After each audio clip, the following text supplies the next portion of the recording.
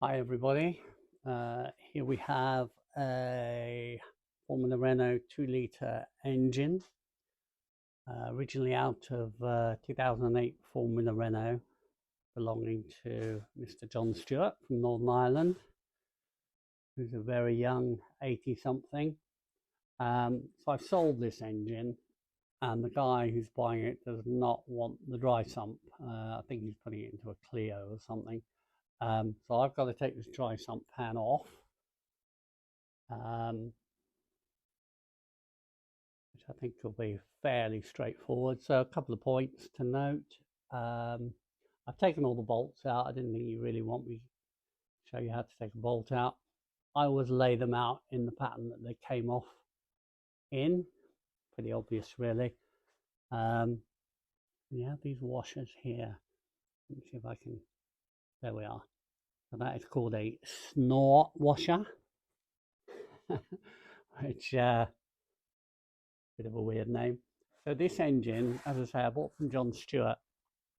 It came in his car, and this was a Dan Daly engine.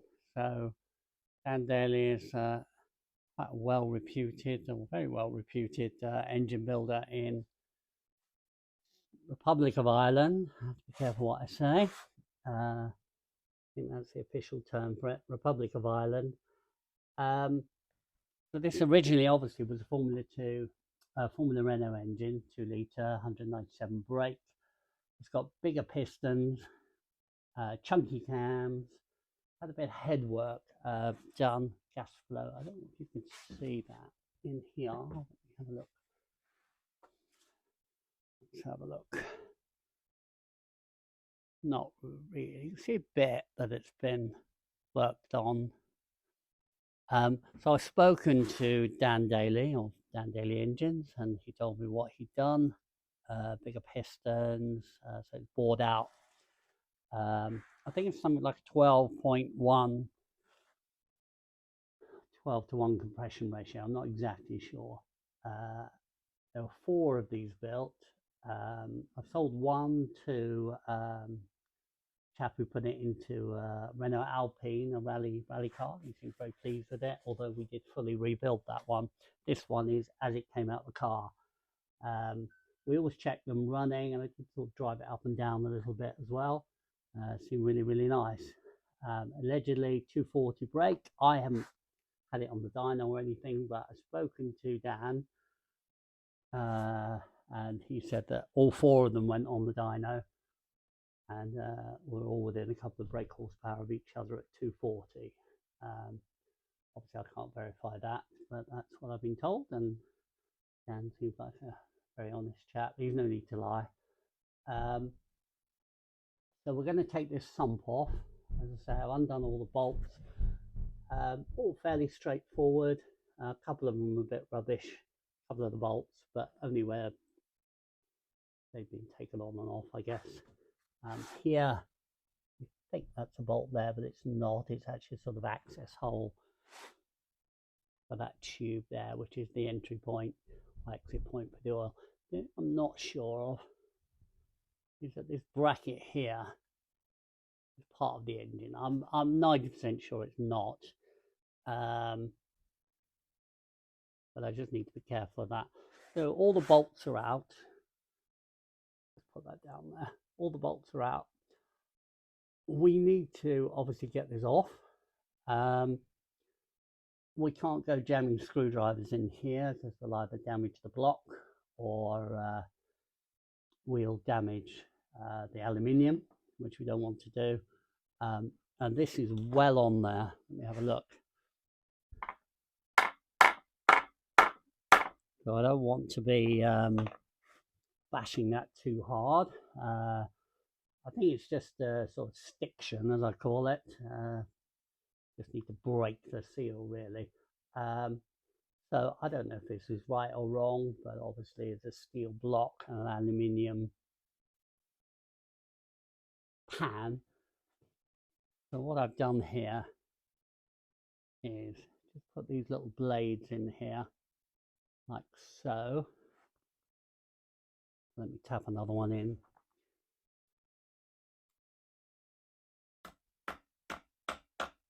I'm just gently going to tap them in, and it's really just to break the seal. This one, here's the one I prepared earlier in Blue Peter fashion. And I can already feel the pan is starting to move. I just cut myself. That's very clever, isn't it? I'm going to do that all the way around,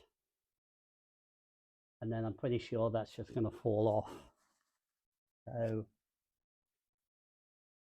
I'm going to do that now. I could get my super duper film editor to do that in fast motion, but I think I'll just do it. There's quite a lot of sealant around there. Nice thing is the bolts all came out nicely. That there you think is a bolt, but it's not. It's actually a stud on the engine, so it's actually part of the block. Can you see that? Just have to be careful with this. I mean, obviously, leading nicely there.